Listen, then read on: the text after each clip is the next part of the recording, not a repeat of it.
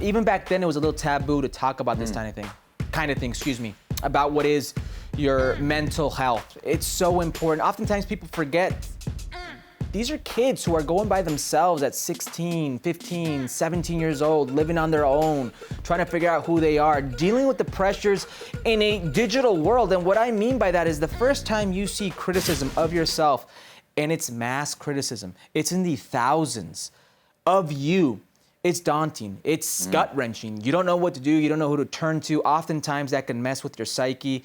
And people forget these are human beings. They're not machines. You include the pressures that come with being a professional athlete, the pressures that come with being a role model, because that's what these athletes are.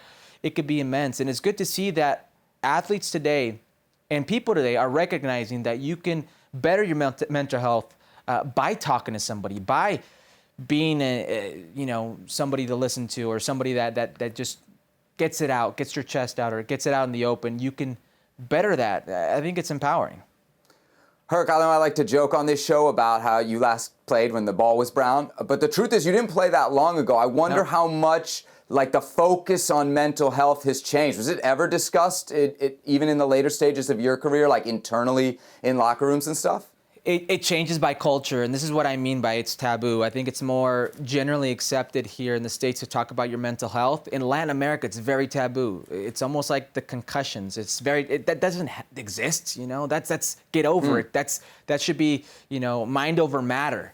It's not like that, and still very a taboo type of thing in Latin America. I don't know what it's like in Europe, but my experience in Latin America is something you should get over. You're paid enough to get over it. You should be strong enough mentally to deal with it. It's just pressure. It doesn't mean anything.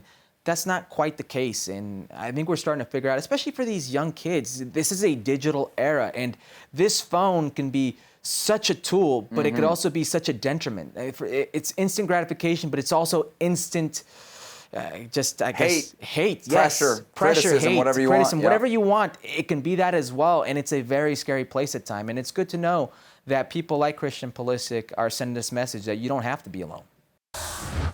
Well, thank you very much for watching ESPN on YouTube. For more sports highlights and analysis, be sure to download the ESPN app. And for live streaming, premium content, and let's not forget as well, ESPN FC 7 days a week. Subscribe to ESPN+.